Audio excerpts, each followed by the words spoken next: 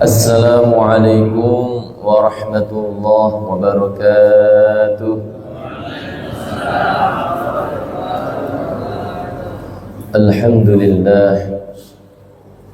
Alhamdulillahilladzi khalaqas samawati wal arda wa ja'alaz zulumati wan nur. Asyhadu an la ilaha illallah wa asyhadu anna Muhammadan abduhu wa rasuluhu sallallahu alaihi wasallam taslima. Allahumma salli wa sallim wa barik ala sayyidina Muhammadin wa ala alihi wa ashabihi wa man tabi'ahum ihsanin ila yaumiddin, amma ba'du. Hadirin wal hadirat jamaah salat subuh Masjid Al-Jihad yang dimuliakan oleh Allah Subhanahu wa taala. Marilah dalam kesempatan yang penuh barokah ini kita bersyukur kehadirat Allah Subhanahu wa taala atas segala limpahan rahmat, taufik, hidayah serta inayahnya yang diberikan kepada kita semua sehingga bisa hadir dalam keadaan sehat walafiat. Amin Allahumma amin. Mudah-mudahan kita termasuk orang-orang yang selamat, beruntung dan sukses dunia akhirat. Amin Allahumma amin. Shalawat ma'assalam mudah-mudahan tetap tercurahkan kepada junjungan Nabi agung kita Nabiullah Muhammad sallallahu alaihi wasallam. Mudah-mudahan dengan kita membaca sholawat, mengikuti sunnah-sunnah beliau, kita diakui sebagai umatnya dan mudah-mudahan mendapatkan syafaatnya dunia hingga akhirat. Amin Allahumma amin. Jamaah Masjid Al-Jihad yang dimuliakan oleh Allah, dalam kesempatan yang penuh barokah ini, izinkanlah saya menyampaikan materi yaitu tentang keutamaan atau keistimewaan dzikrillah, yaitu zikir kepada Allah Subhanahu wa taala. Di dalam kitab Lubabul Hadis, qala al-muallif rahimahullahu ta'ala wa nafa'ana bihi wa bi ulumihi wa bi karamatihi fid dharain amin. Fi fadilati dzikrillah ta'ala, keistimewaan atau keutamaan ingat kepada Allah taala. Jadi bab dzikir ini para jamaah bab yang ringan, dalam arti ringan itu selalu kita dengar. Zikir-zikir kita tuh selalu mendengar istilah zikir. Zikir ini berasal dari kata bahasa Arab zakara yazkuru zikron, yang artinya mengingat dan memutus sesuatu. Jadi ketika kita zikir berarti pikiran dan hati kita itu fokus memikirkan sesuatu. Adapun zikir ini ada beberapa tingkatan para jamaah. Ada zikir itu sifatnya bilisan, hanya sekedar diucapkan di lisan. Bisa kita sambil bermain, nonton TV, HP-an, subhanallah, subhanallah, subhanallah, subhanallah, subhanallah, bisa itu. Hanya di lisan. Sambil santai-santai, tapi pandangan kita itu enggak fokus dengan apa yang kita baca. Ini tingkatan yang pertama, artinya tingkatan pertama ini tingkatan yang biasa. Jenengan bisa melakukannya itu dimanapun berada. Habis sholat bisa, sambil duduk-duduk bisa, sambil nonton TV juga bisa itu. Karena ini hanya sifatnya di lisan saja zikir ini. Kemudian tingkatan yang kedua itu bilisan dan bil qalb, di lisan dan juga di hati. Ini yang lumayan berat. Jadi samping kita membaca Allah, jadi ucapan kita mengucapkan Allah, hati kita juga connect atau nyambung dengan apa yang kita ucapkan. Ini yang lumayan berat. Kemudian yang ketiga, di samping diucapkan dan di dalam hati dan dihayati betul-betul. Ini bukan tingkatan kita para jamaah. Ini tingkatan orang-orang khusus, di antaranya para sahabat. Makanya dulu ketika habis sholat, para sahabat itu ada yang terdiam. Terdiamnya itu bukan berarti memikirkan sesuatu yang tidak manfaat, tapi lidzikrillah, hanya ingat kepada Allah Subhanahu wa ta'ala. Habis sholat langsung diam. Tapi kalau yang ketiga ini jenengan praktekkan di Masjid Al-Jihad, tidur jenengan, turu jenengan, tertidur. Karena tingkatan kita ini paling notok itu yang kedua itu, di lisan dan di dalam hati. Kalau sampai menghayati makna-makna kandungan itu berat sekali itu. Berat. Terus lagi ketika berzikir itu ada yang namanya jumlah. Misalnya 100 kali misalnya. Terus ada juga zikir itu istiqomah dalam jumlah, ada istiqomah dalam waktu, ada istiqomah dalam tempat. Misalnya yang paling berat itu jumlah, waktu, dan tempat. Ini yang paling sulit. Misalnya Pak Haji Qadir ini zikir setiap hari punya kebiasaan zikirnya itu di sop pertama misalnya. Beliau setiap hari, setiap habis sholat mesti di situ terus. Nah ini sulitnya luar biasa. Bahkan yang imami pun nggak mampu di situ. Karena apa? Ini tingkatan yang paling berat.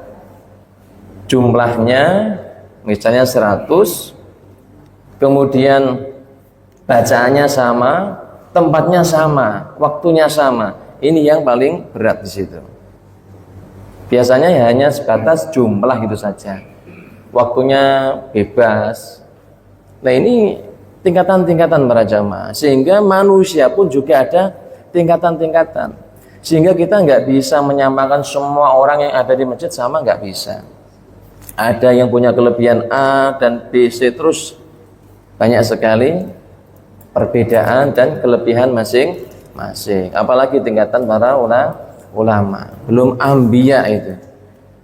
Nah yang ini kita bahas pada kesempatan ini adalah keistimewaan daripada zikir kepada Allah Subhanahu wa ta'ala.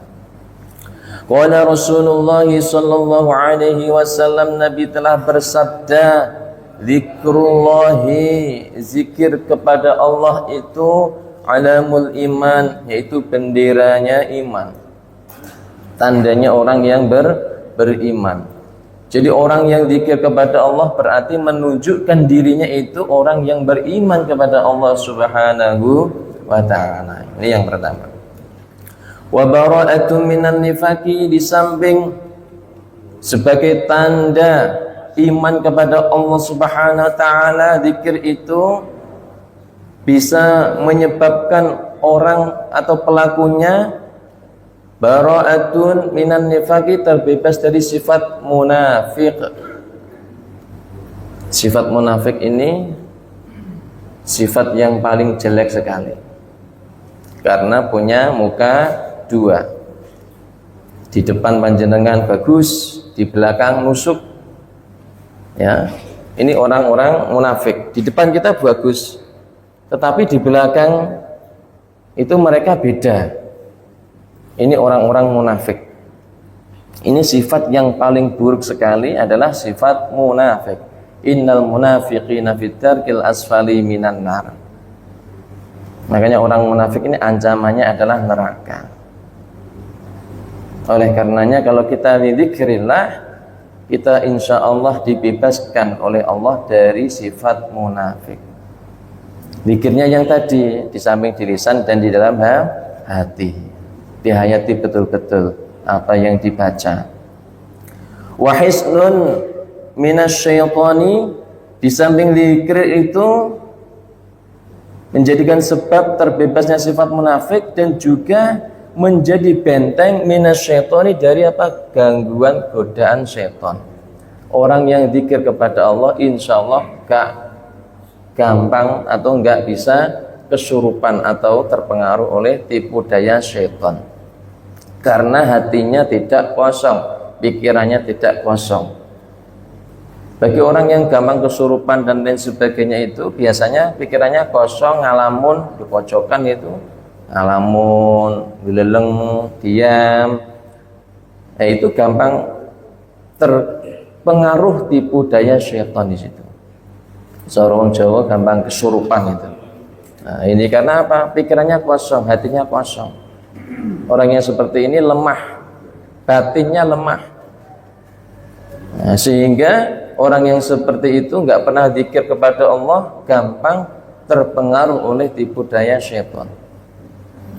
Wahirzum minan niran, di samping bisa menjadi benteng daripada tipu daya syaitan yang namanya zikir itu, dan juga bisa menjaga diri kita dari panas api neraka. Wahirzun minan nirani, ini manfaat daripada zikir, bisa mencegah diri kita para jamaah dari panasnya api neraka. Lalu zikir apa yang bisa kita lakukan? Bebas. Bisa panjenengan membaca kalimah takbir, Allahu Akbar, Alhamdulillah, Astaghfirullah, atau membaca Al-Quran, bebas. Yang penting ketika pas panjenengan zikir, betul-betul jenengan lillahi ta'ala, hanya karena Allah subhanahu wa ta'ala. Bukan biar panjenengan dipandang orang yang khusyuk, apalagi megang tasbih terus gini misalnya, apalagi tasbihnya besar gitu, belum tentu ini hatinya nyambung. Yang mungkin kalau di lisan iya, mungkin iya, subhanallah, subhanallah gitu. Tetapi pada hakikatnya nanti ada yang paling utama zikir seperti apa di hadis yang kedua ini. Wa qala sallallahu alaihi wasallam, Nabi telah bersabda yang kedua, afdhalul dzikri,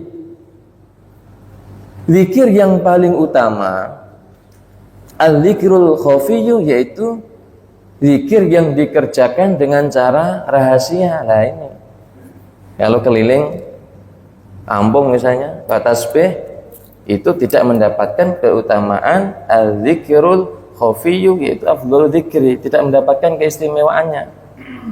Berarti apa? Ya tidak istimewa, berarti zikirnya biasa gitu. Terus apakah dapat pahala? Dapat pahala kalau tidak ada unsur pamer atau riya. Kalau ada unsur pamer atau riya, sia-sia. Karena tujuan ibadah itu lillahi ta'ala, bukan linnas. Bukan karena manusia, tapi lillahi ta'ala. Ini yang harus kita bedakan. Jadi ketika panjenengan zikir di dalam rumah, dalam kamar, atau dimanapun berada, tidak diketahui oleh orang, jenengan zikir, menyediakan waktu 10 menit, atau 5 menit, atau misalnya setengah jam, fokus gitu, Masya Allah, jenengan mendapatkan keutamaan yang namanya zikir kepada Allah subhanahu wa ta'ala. Jadi segala sesuatu kebaikan itu emang tidak ada lain kecuali hanya diri kita dan Allah subhanahu wa ta'ala. Tidak untuk dipamerkan emangnya itu kalau urusan ibadah. Kalau sudah ada unsur pamer diketahui oleh orang, itu nanti hilang pahalanya. Kan apa? Tujuannya ibadah itu kan lillahi ta'ala. Nah, kalau sudah linnas, hanya biar dipandang dilihat oleh manusia, sia-sia. Kalau kita kembali lagi bab sholat misalnya, usolli fardhus subhi rak'ataini mustaqbilal qiblati adaan, misalnya makmuman lillahi ta'ala, tidak makmuman linnasi, tidak ada. Ini bab sholat. Bab wudu, nawaitul wudu'a irafil hadasil asghari fardha lillahi ta'ala. Kembalinya kepada Allah. Semua ibadah itu kembalinya kepada Allah. Sehingga kalau tidak kepada Allah, secara otomatis sia-sia. Nah ini yang membedakan kebiasaan dan ibadah di situ. Harus ada niat. Niatnya kemana arahnya? satu, hanya karena Allah Ta'ala, tidak yang lain-lain. Ini kalau masalah urusan ibadah kepada Allah, lebih-lebih dalam urusan zikir.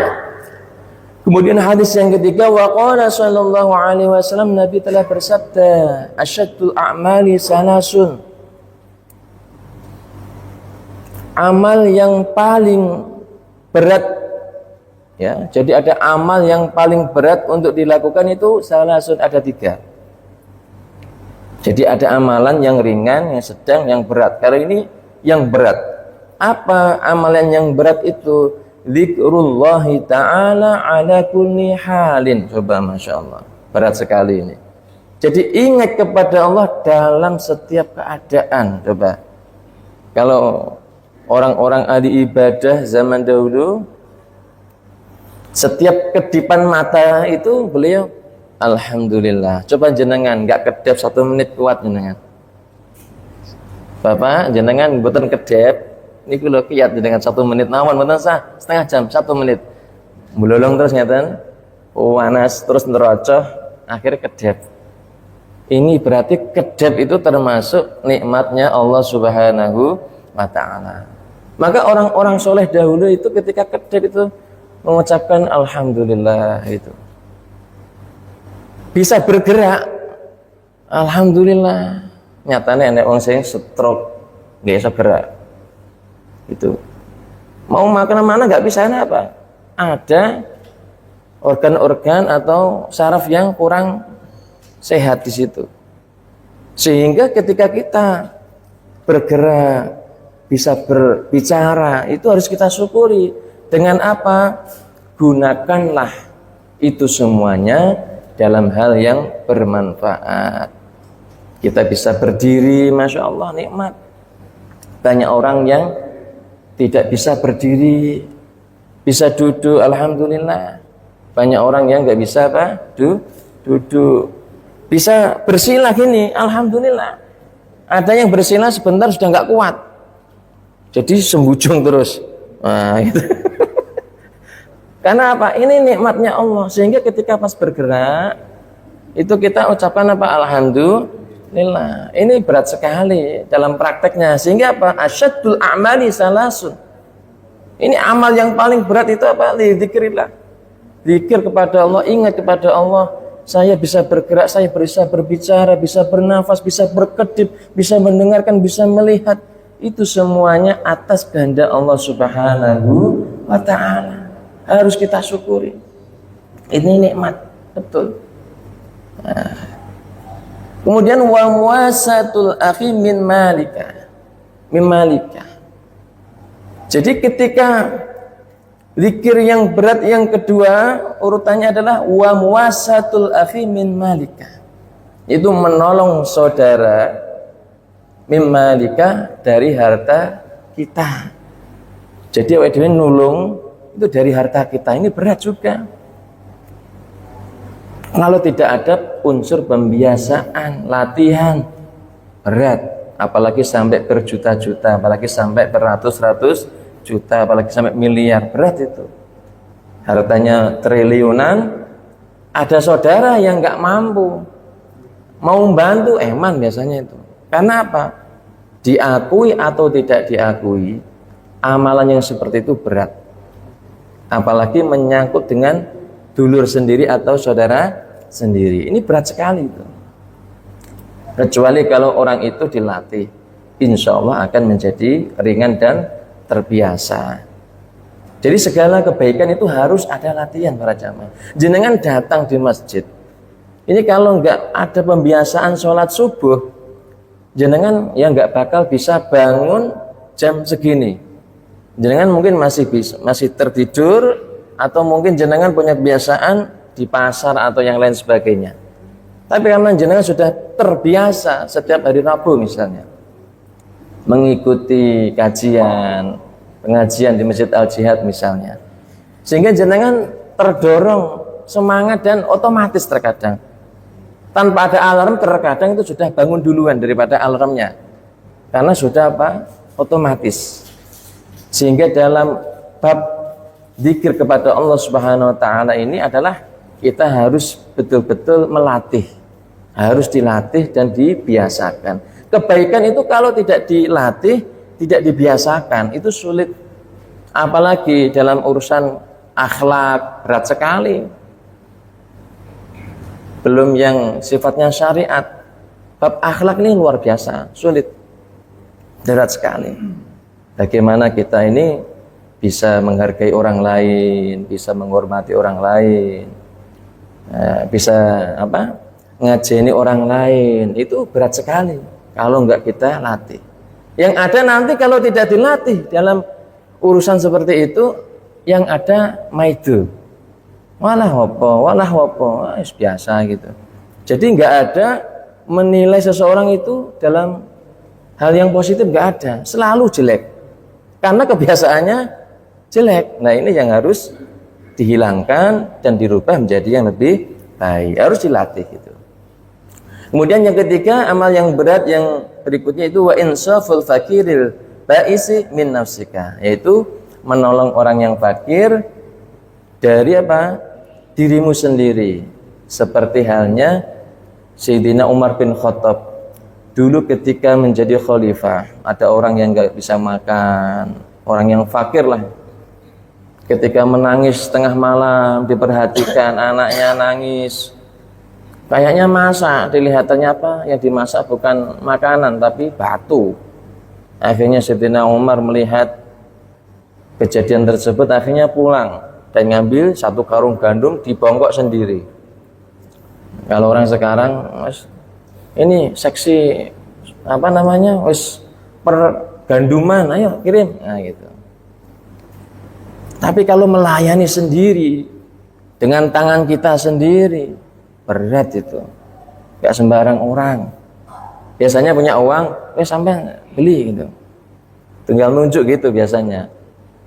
Tapi kalau ingin mendapatkan pahala yang banyak dan besar, kita yang berbelanja sendiri, yang memberikan sendiri, ini pahala yang paling besar. Sehingga ada sejarah singkat sebagai penutup pertemuan ini. Dulu ada orang yang soleh namanya Sayyidah Fatimah Az-Zahra.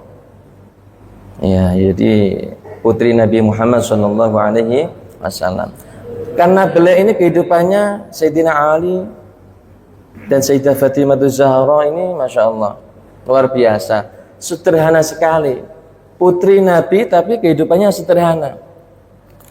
Dulu gecrek lah, cara wong Jawa itu gecrek, menumbuk gandum itu dengan tangan beliau sendiri, tangan Sayyidah Fatimah, sampai tangannya ngapalen. Napa ngapalen bahasa Indonesia nih? Wis pokoknya ngapalen kan ya. Nah itu ngapalen. Sampai ngapalen tangan beliau itu Sayyidah Fatimah. Ketika Sayyidina Ali pulang dari luar, kemudian pulang melihat keadaan istrinya tuh menumbuk gandum, tangannya sampai besar-besar gitu. Diginikan, Sayyidah Fatimah, engkau ini kan anaknya orang luar biasa, orang istimewa. Tinggal bilang saja pada Rasulullah, nanti akan dikirim khotim. Khotim itu pembantu gitu. Akhirnya menuruti apa yang menjadi keinginan Sayyidina Ali, sang suami. Akhirnya menemui ayahanda, yaitu Rasulullah SAW. Ibaratnya seperti ini bahasa gampangnya, ya gitu bahasanya. Saya diminta sama Mas gitu, Mas siapa? Mas Ali gitu. Untuk apa? Untuk mengirim pembantu untuk menumbuk atau ngecek tadi itu gandum biar tangan saya nggak sakit gitu, kata beliau. Saya hanya menyampaikan. Oh itu gampang, Sayyidah Fatimah. Nanti kamu pulang, sebelum tidur kamu baca Subhanallah 33 kali, Alhamdulillah 33 kali, Allahu Akbar 33 kali. Baru itu kamu baca doa tidur dan silakan langsung tidur. Akhirnya diamalkan, sampai di rumah diamalkan Subhanallah sampai 33 kali, Alhamdulillah sampai 33 kali, Allahu Akbar sampai 33 kali. Kemudian bismika Allahumma ahya wa bismika amut, baca doa tidur. Setelah tidur bangun, itu rasa pegel capeknya hilang, sehingga ini bisa panjenengan amalkan. Yang kerjanya sampai capek badannya, ini bisa panjenengan amalkan sebelum tidur. Baca apa?